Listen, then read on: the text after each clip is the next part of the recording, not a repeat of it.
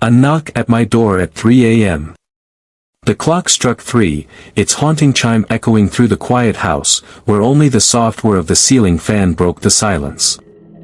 I had been drifting in and out of sleep, my mind tangled in the half-formed dreams that come in those early morning hours. Suddenly, a sharp knock jolted me awake, reverberating through the stillness like a gunshot.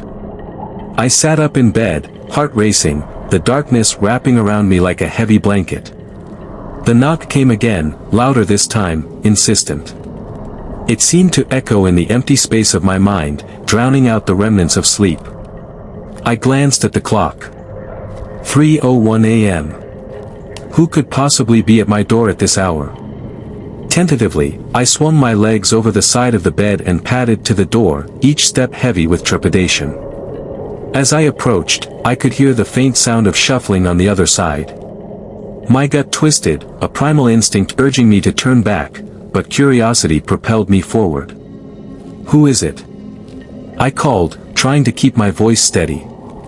No response, just another series of knocks, more frantic this time. I pressed my ear against the cool wood of the door. A chill ran down my spine as I caught a whisper, barely audible, "Let me in, please." My breath hitched in my throat. It was a child's voice, trembling and desperate. My heart ached with concern, but the logical part of my mind screamed to stay put. "Are you okay?" I asked, my voice barely above a whisper. "I'm scared, please let me in." The voice pleaded again, tinged with fear. Against my better judgment, I unlatched the door, heart hammering in my chest. As I opened it, the dim hallway light cast a faint glow, illuminating a small figure standing on my doorstep. A girl, no older than 8, stood there, her hair disheveled and her eyes wide with terror. She wore a dirty, tattered dress that hung loosely on her thin frame. "Where's your parents?" I asked, crouching to her level, trying to assess the situation. They left me," she said, voice shaking. "I was playing hide and seek, and I got lost. I'm scared." I felt a wave of compassion wash over me. This poor child was alone in the dark, terrified and vulnerable. "Come inside," I said gently, stepping aside to let her in. As she crossed the threshold, the temperature in the house seemed to drop. I closed the door behind her, glancing back at the darkness outside. "Do you want some hot chocolate?" I asked, trying to keep the mood light. She nodded, her eyes darting nervously around the room. I led her to the kitchen and began to boil some milk. As I waited, I glanced at her again. "What's your name?" "Lily," she whispered, her gaze fixed on the floor. "Okay, Lily. How about we sit at the table while I make this?" She sat down, but her fidgeting hands and anxious demeanor unsettled me. I poured the steaming milk into a cup, then turned back to her. "Do you have a phone number for your parents?" Lily shook her head, tears pooling in her eyes. "I don't remember." Panic began to settle in the pit of my stomach. "Okay, let's not worry about that right now. How about we call the police?" As I reached for my phone, a sudden crash echoed from the living room. Startled, I turned to see Lily standing, wide-eyed, pointing toward the darkened hallway. "Did you hear that?" I asked, my heart racing again. "It's them," she whispered, trembling. "What do you mean, them?"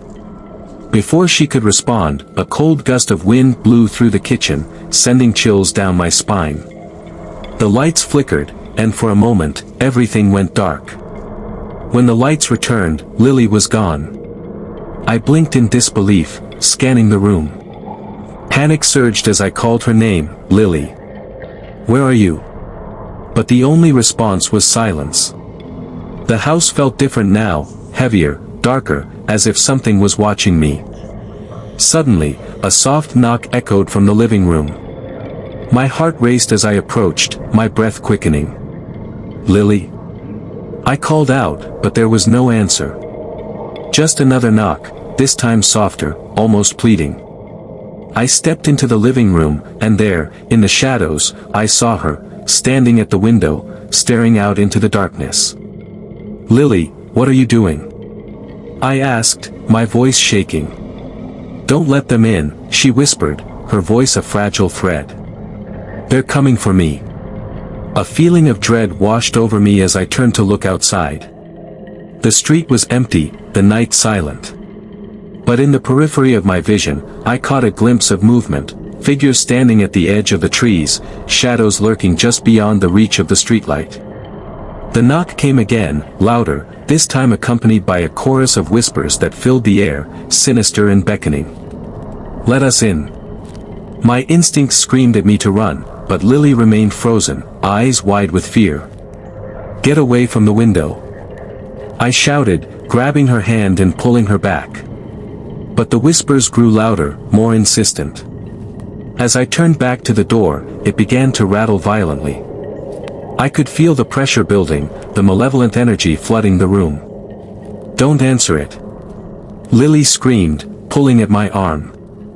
I stood paralyzed, torn between the unknown threat outside and the terrified child beside me. The whispers crescendoed, filling my mind with panic. Then, without warning, the door flew open, and the darkness poured in. In that moment, I realized, sometimes, the knock at the door isn't just a plea for help. Sometimes, it's a warning. As the shadows closed in around us, I understood that this night would haunt me forever. I had let something in, and now it was too late to turn back.